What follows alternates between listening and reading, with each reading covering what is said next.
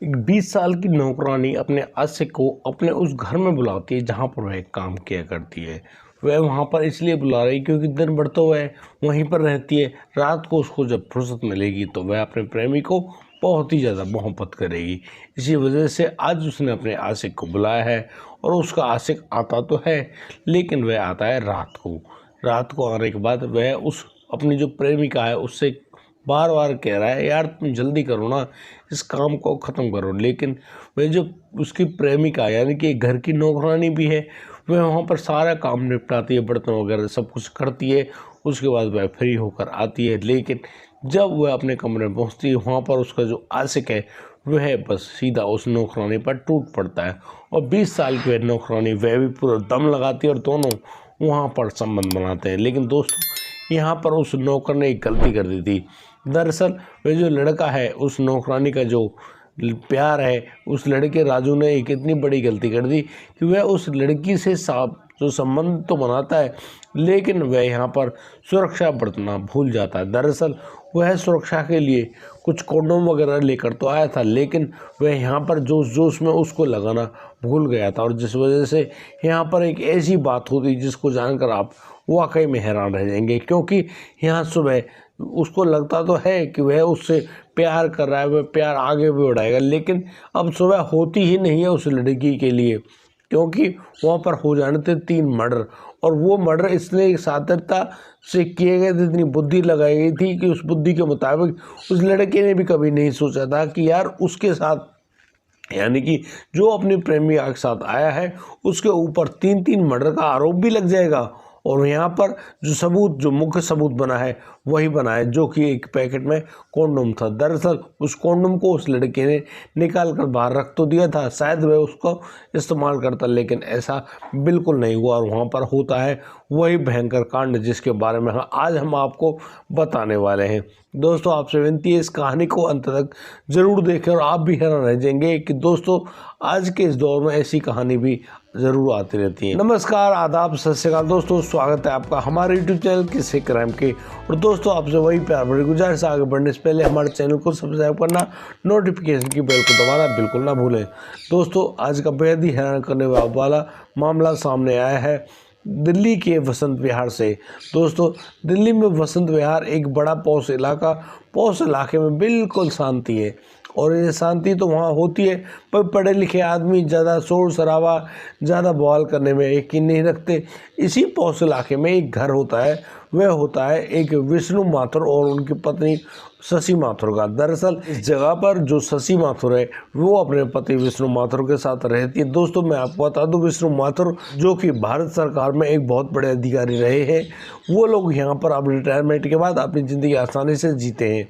उनके साथ उनकी पत्नी शशि माथुर भी रहती हैं, जो कि एनडीएमसी दिल्ली में ही काम किया करती थी। और उन्होंने काफ़ी अच्छी हिसाब से अपना काम भी किया। लोग उनको उनके काम के लिए काफ़ी ज़्यादा याद करते हैं और इसी प्रकार से उनकी ज़िंदगी चल रही होती है। दोस्तों, अब समय आता है 23 जून 2019 का। उनके घर में बिल्कुल शांति से दिन गुजरता है।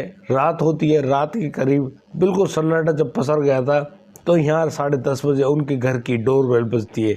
यहाँ जब डोर खुलती है तो यहाँ पर प्रीति सहरावत अपने पति के साथ यानी कि मनोज भट्ट के साथ मौजूद होती हैं। दरअसल वो यहाँ पर आई थी अपनी आंटी से मिलने के लिए, यानी कि शशि आंटी से। अब तो वो घर में अंदर आते हैं, बैठते हैं, वो शशि आंटी से, विष्णु अंकल से बातें करती है। दरअसल जो प्रीति सहरावत है, प्रीति सहरावत शशि माथुर की ऑफिस में काम करने वाली जो महिला है उनकी बेटी है, और उनका काफ़ी अच्छी जान पहचान है शशि माथुर से।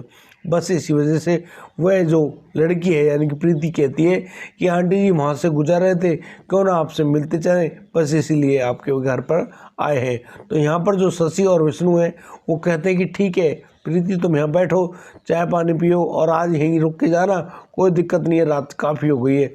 इतना कहकर शशि माथुर अपने पति विष्णु माथुर के साथ अपने बेडरूम में चले जाकर वहाँ पर सोने जा रहे हैं। दोस्त, प्रीति का पति मनोज भट्ट अब उस खुशबू जो कि वहाँ पर फुल टाइम मेड है उनसे कहती है कि एक काम करो, तुम हमारे लिए चाय बना कर लाओ। लेकिन जैसे ही वह खुशबू चाय बनाने के लिए जाती है, वह अपने बैग में से एक बोतल निकालता है और वह बोतल होती है शराब की, और वह वहीं पर टीवी की आवाज़ को तेज़ कर देता है और शराब पीना शुरू कर देता है। दोस्तों थोड़े समय में वह जो खुशबू है वह जब चाय बना कर लाती है तो यहाँ पर मनोज अब अपनी जेब से उस चाकू को निकालता है और बस उस खुशबू को दबोच देता है और उसके गले को रेत देता है। मनोज उस खुशबू की हत्या करने के बाद अब तो प्रीति और मनोज दोनों इकट्ठे खड़े होते हैं। वो लोग अब सीधे जा रहे होते हैं उस शशि आंटी के कमरे की तरफ, और वहाँ पर जाने के बाद वो उस दरवाजे को भी खोलते हैं, और दरवाजे को खोलने के बाद जैसे कि वो बुजुर्ग आंटी अपने उस दरवाजे को लॉक करके नहीं रखती थी, बस उनका दरवाज़ा भी खुल जाता है और अब मनोज और प्रीति दोनों उनके बेडरूम में अंदर आ गए हैं, और वो लोग चाकू और एक स्क्रू ड्राइवर की मदद से वहाँ पर उस जो शशि माथुर और जो विष्णु माथुर बुजुर्ग व्यक्ति है उनकी हत्या करते थे। और दोस्तों वो लोग यहाँ पर ये सब कुछ करने के बाद निकल भागते हैं, और वो उस घर में से यानी कि जो सोना चांदी जो कुछ भी जेवरात रखे उन सबको चोरी करते हैं। साथ ही साथ जो भी कीमती ज़मीन जायदाद है उसके सारे कागज़ों को निकालते हैं और उनको लेकर भाग जाते हैं। दोस्तों यहाँ पर जब सुबह सुबह वह जो खुशी है, खुशी जो कि पार्ट टाइम मेड है, वह यहाँ पर आती है। यहाँ आने के बाद वह देखती है कि ये जो घर का दरवाज़ा है ये बड़ा ही साइलेंटली बंद है। अब वह जब डोर बजाती है काफ़ी देर बाद, जब वो दरवाज़ा नहीं खुलता है तो वह अपने जेब में से उस चाबी को निकालती है, जिससे जो कि एक एक्स्ट्रा चाबी होती है, उस चाबी से जब जैसे उस गेट को खोला जाता है तो वह अंदर का नज़ारा देखकर बहुत ही ज़्यादा हैरान और दुखी होती है। दरअसल वहाँ पर वह खुशबू में मृत पड़ी हुई है, जिसकी वजह से उसका गला काटा गया और वहाँ पर खून ही खून बिखरा पड़ा है। अब तो वह अंदर जाती है और वह सोच रही होती है कि कहीं उन बुजुर्ग व्यक्तियों के साथ कुछ बुरा ना हो, इसी वजह से वो अंदर देखती है तो उसकी वह भी दंग रह जाती है। दरअसल वह बुजुर्ग दंपत्ति उनके बेड पर ही मृत पड़े हुए हैं। अब तो वह आनन फानन में पुलिस के पास फ़ोन करती है और पुलिस भी वहाँ पर आती है।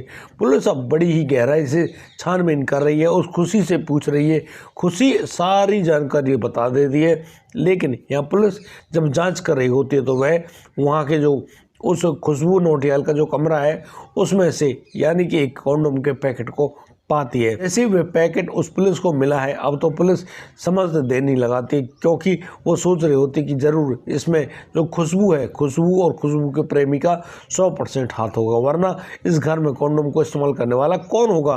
वो बुजुर्ग व्यक्ति तो नहीं कर सकते, बस इस खुशबू ने ऐसा कुछ किया है। लेकिन यह खुशबू की भी हत्या कर दी गई है।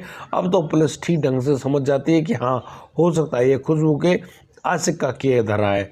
पुलिस अब आगे जांच बढ़ाती है और उस लड़के को भी गिरफ्तार कर लाती है, जो कि वह लड़का राजू होता है, खुशबू का बॉयफ्रेंड।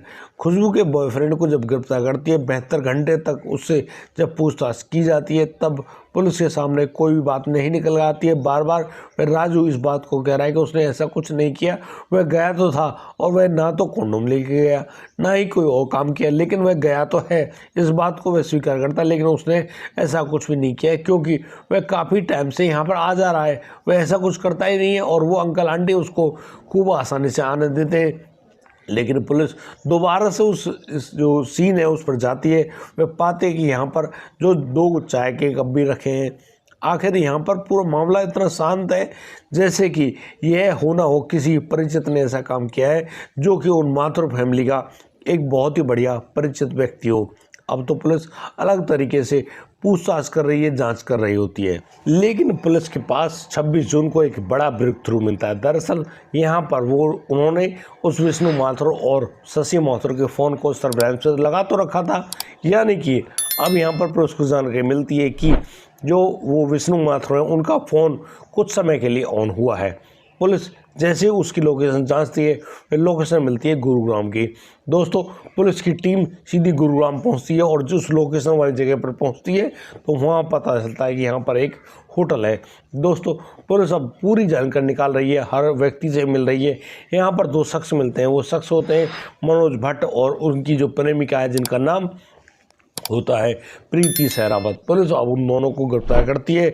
उनसे जब आगे पूछताछ करती है तो वो दोनों यानी कि प्रयुक्त किए गए उन हथियारों को बता देते हैं और ये भी बता देते हैं कि उन्होंने क्या क्या किया है। वो एक कबाड़ी की दुकान पर जाते हैं, वहाँ से उस हत्या में प्रयुक्त किए गए जो चाकू है, स्क्रू ड्राइवर, वो दोनों मिलते हैं। लेकिन यहाँ पर एक चीज़ और कॉमन मिलती है, वह होती है वो जो कॉन्डोम की पैकेट होती है, यानी कि एक पैकेट जिसमें 3 कॉन्डोम आते हैं, उनमें से जानबूझकर एक जो कॉन्डोम है वो तो रखा गया था शशि माथुर के घर पर, लेकिन वो जो 2 पैकेट होते हैं वो वहाँ उस सामान के साथ उस कबाड़े में फेंक दिए गए थे।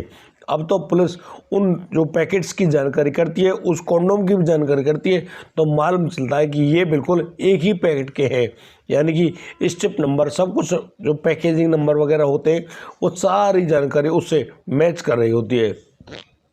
और पुलिस इस पूरी स्थिति को देखकर वाकई में हैरान होती है, और जब उनसे पूछा जाता है तो यहाँ पर मालूम चलता है कि वह जो मनोज भट्ट है वह पहले भी काफ़ी ज़्यादा शातिर रह चुका है, वह अपनी पत्नी की भी हत्या कर चुका है और वह जेल भी जा चुका है, लेकिन वह बहुत अच्छी प्लानिंग करता है और उसी प्लानिंग के दम पर उसको भरोसा था कि वह शायद अब भी पुलिस की पकड़ में नहीं आएगा, और इसी वजह से उसने उस कॉन्डोम के पैकेट को उन शशि माथुर के घर पर यानी कि उस कमरे में छोड़ा था जहां पर वह खुशबू नौटियाल रहती थी। पुलिस ने अब उन दोनों को गिरफ्तार कर तो लिया, लेकिन जब उस महिला यानी कि प्रीति सहरावत से पूछा जाता है कि तुमने ऐसा क्यों किया, तो प्रीति बताती है कि ये जो शशि आंटी हैं ये उनकी माँ जिस ऑफिस में काम करती थी वहाँ पर सीनियर अधिकारी थी और वो इनको अच्छे से जानती हैं। उस 23 जून को जब ये लोग यहाँ से गुजर रहे थे, ये लोग बहुत ही ज़्यादा परेशान हैं, दुखी हैं, क्योंकि इनका जीवन यापन ठीक ढंग से नहीं हो रहा है।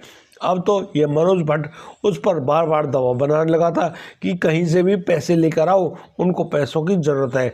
अब तो ये लोग इनके दिमाग में उस शशि माथुर नाम की बुजुर्ग महिला का नाम आता है, और अब ये प्रीति कहती है कि हाँ उनके घर से काफ़ी अच्छी रकम मिल सकती है। इसीलिए ये दोनों प्लानिंग बनाते हैं और फिर 23 जून की रात को पहुंच जाते हैं उस वसंत विहार की कॉलोनी में, और वहां पर उस शशि माथुर और विष्णु माथुर के घर में जाते भी हैं।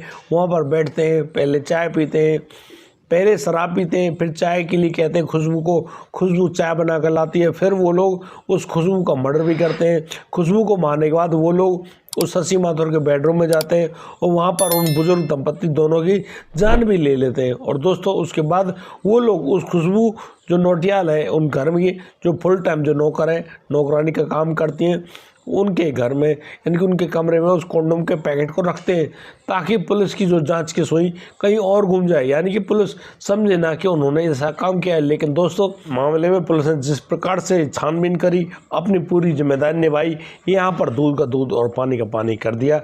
पुलिस ने ढूंढ निकाला कि असलियत में हत्यारा कोई और था और वही आदमी इन लोगों को और पुलिस को भी गुमराह करने के बारे में सोच रहा था, लेकिन वह सच को छुपा नहीं पाया।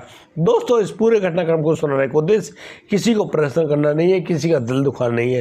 दोस्तों इस पूरे घटनाक्रम में जिस प्रकार से जो बदमाश है पहले से ही वो एक साधारणता दिखाता है, वह बहुत ज़्यादा बड़ा बुद्धिमान बनता है और बड़ी ही क्लियरिटी से, बड़ी ही सोच समझी साजिश के मुताबिक उस काम को अंजाम भी देता है। लेकिन होता क्या भाई, कितने दिन बच गया, मुश्किल से मुश्किल 4 दिन, 5वें दिन पुलिस ने उसको फिर दबोच लिया, और अब उन दोनों को निचली अदालत में पेश करने के बाद दोनों को उम्र कैद की सजा भी सुना दी गई। लेकिन यहाँ पर हुआ क्या भाई, आखिर पुलिस ने, कानून और सच्चाई कभी भी छुप नहीं सकती। कुछ लोग सोचते हैं कि यार हम अब नहीं बोलेंगे, अरे बाद में तो आपको जवाब देना ही पड़ेगा भाई। आप सोचते हैं कि आप भाई अब पूरे मामले को दबा लेंगे, पूरी कहानी को दबा लेंगे, यानी कि आप किसी के सामने इस कहानी को प्रयुक्त नहीं, यानी कि सामने नहीं आने देंगे। लेकिन होना क्या है आपके साथ, वही तो जो सच है और वो होकर रहेगा, वो कभी नहीं रुकेगा भाई। इसलिए सोच समझ कर फैसला लें, आगे बढ़ें, क्योंकि ज़िंदगी थोड़ी नहीं है, बहुत बड़ी है, और कभी ना कभी वो सच्चाई दुनिया के सामने जरूर आकर रहेगी। और दोस्तों आपको अपने द्वारा किए गए कर्मों की सजा तो भुगतनी पड़ेगी। इसलिए बड़े ही प्यार से राधे राधे करते रहिए, आगे बढ़ते रहिए, क्योंकि ज़िंदगी में सिवाय प्रभु के नाम के और कुछ भी नहीं है। दोस्तों इस कहानी को बताने में हमसे जो भी गलतियाँ की गई हों, उन गलतियों को क्षमा करते हुए आप लोग हमें बड़े अच्छे ढंग से लाइक सब्सक्राइब करते रहें, आगे बढ़ते रहें, अच्छी सुंदर सी कमेंट करते रहें और इस कहानी को शेयर करते रहें, ताकि और लोग भी इस कहानी का मज़ा ले सकें। आज के लिए सिर्फ इतना ही, अब दीजिए मुझे इजाज़त, मिलता हूँ कल, लाता हूँ एक और अनोखा मामला। तब तक के लिए आप बढ़िया रहें, बेहतर रहें, अपना और अपने परिवार का बखूबी ख्याल रखते रहें। जय हिंद, जय भारत।